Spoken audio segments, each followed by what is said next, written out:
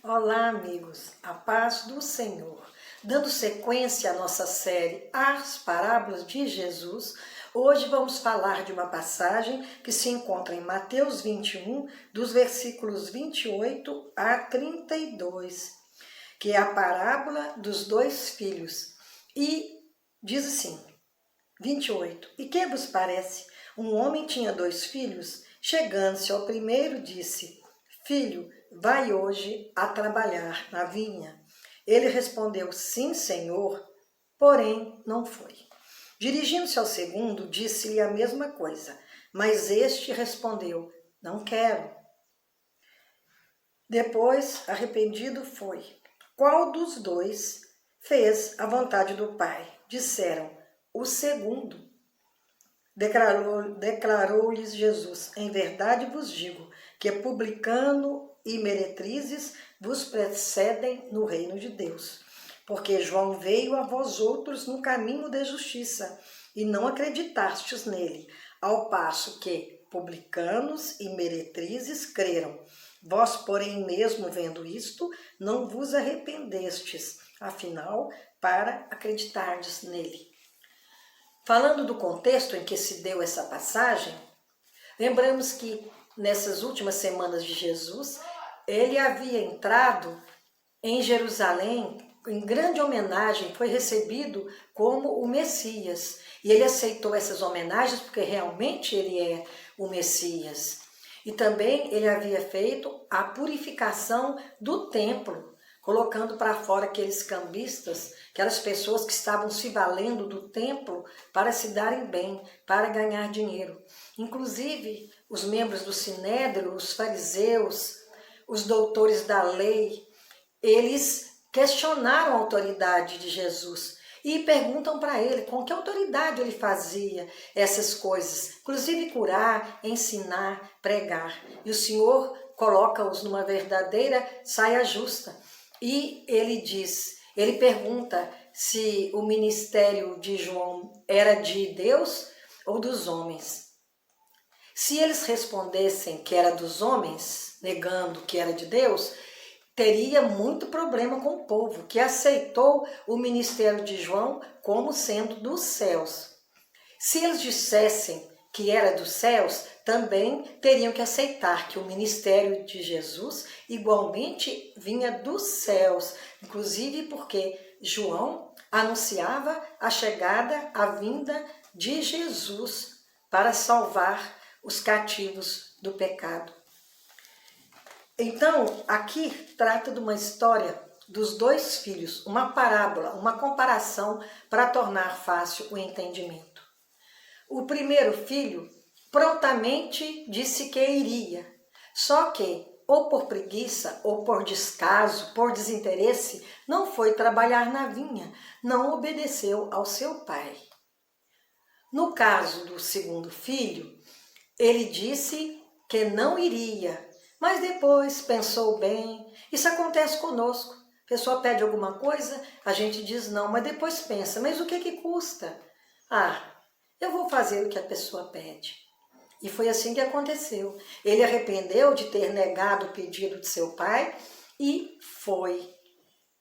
Essa comparação é muito forte, porque Deus, ele não tem mais do que dois tipos de filho. Ele tem o filho que é obediente, que reconhece Jesus como seu único e exclusivo Salvador, e tem o outro que nega entender isso, que não aceita Jesus e não anda nos caminhos do bem. Jesus não tem um terceiro filho, um terceiro tipo de filho. Então nós temos que fazer uma reflexão sobre que tipo de filho eu tenho sido em relação ao reino. Esse filho que se apronta depois não obedece? Ou aquele que diz que não iria e foi?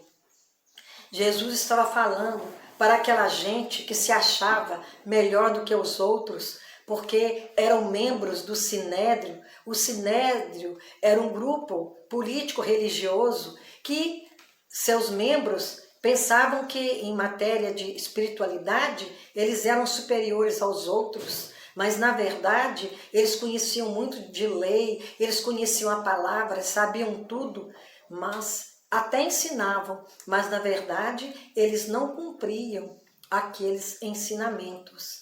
Eles falavam de coisas que eles realmente não obedeciam. E isso hoje ainda é comum, porque há muitas pessoas que são versadas na palavra, pregam nos púlpitos e, na verdade, a sua vida prática, o seu dia a dia, não corresponde ao que eles pregam, ao que diz para que os outros façam. Então isso não é de hoje que acontece. E também aqueles homens do Sinédrio, aqueles mestres, aqueles doutores, eles eram pessoas que não se rendiam a Jesus porque não reconheceram-no como o verdadeiro e único Filho de Deus. E também eles tinham uma vaidade, um orgulho muito grande por se sentir melhores, por se sentir mais capacitados. E na verdade, há muitas pessoas que são simples, que não conhecem tão bem, mas o que conhecem, praticam. E isso é muito importante, a prática do que se conhece. Então o Senhor, no último dia, vai cobrar de nós, segundo o que nós conhecemos. Então a culpa deles era muito maior, porque eles conheciam muito e não praticavam nada do que sabiam. Também a questão da vaidade, da competição, do orgulho, ainda se vê isso hoje, nas igrejas de hoje. Às vezes um irmãozinho, um jovenzinho, uma pessoa, ela se destaca pela sua espiritualidade, pela sua experiência com Deus. E muitos líderes da igreja colocam aquela pessoa na geladeira, ignoram que poderia ser um vaso ali naquele lugar, porque ressentem, ficam indignados, inclusive com medo de que aquela pessoa se destaque, como se fosse uma oportunidade de ofuscar o seu brilho, brilho entre aspas. Então isso é mais comum do que se imagina. Então quando um líder o seu ministério é dos céus, ele vai promover o irmãozinho, o irmão, a irmã, vai dar oportunidade para que ela também trabalhe em favor do reino. Porque no reino de Deus não cabe vaidade, não cabe soberba. Pelo contrário, Jesus era a própria humildade. Mas infelizmente isso acontece. Porque João veio a vós outros no caminho da justiça, e não acreditastes nele, ao passo que publicanos e meretrizes creram. Vós, porém, mesmo vendo isso, não vos arrependestes, afinal, para acreditardes nele.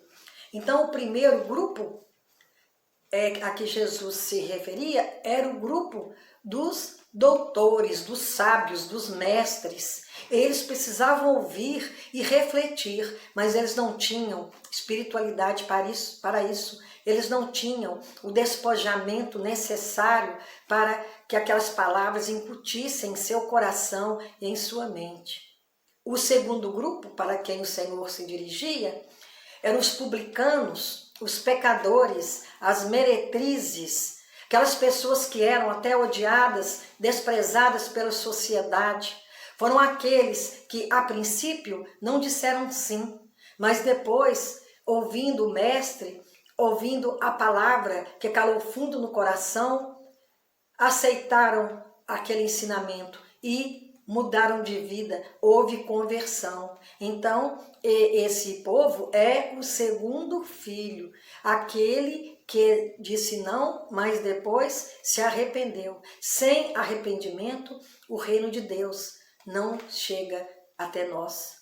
Porque é importante a humildade, é importante arrepender-se do mal feito, do caminho errado, fazer um retorno e servir ao Senhor. Então, que nós possamos, mesmo que ainda não tivermos dito sim, que possamos dizer agora, sim, Senhor, e deixar que a palavra da verdade, a palavra da transformação pelo Espírito Santo possa nos atingir o coração e que haja mudança, que haja transformação, porque se não formos transformados, se não morrermos para o mundo, nada feito, nós não chegaremos ao reino de Deus, que é para aqueles que não se conformam com o mundo, mas que muda de atitude e segue no caminho do bem, no caminho da verdade de Jesus. Então, temos que ler a palavra, conhecer mais da vontade do Senhor, não para sermos pessoas instruídas na palavra, mas para que sejamos praticantes da palavra. É muito diferente uma situação da outra. Que o Senhor nos abençoe, que o Senhor toque o nosso coração pela palavra e também por seus ensinamentos que perduram até hoje e perdurarão até o final, porque são palavras de vida. Que o Senhor perdoe os nossos pecados. Amém. Que assim seja. Amém.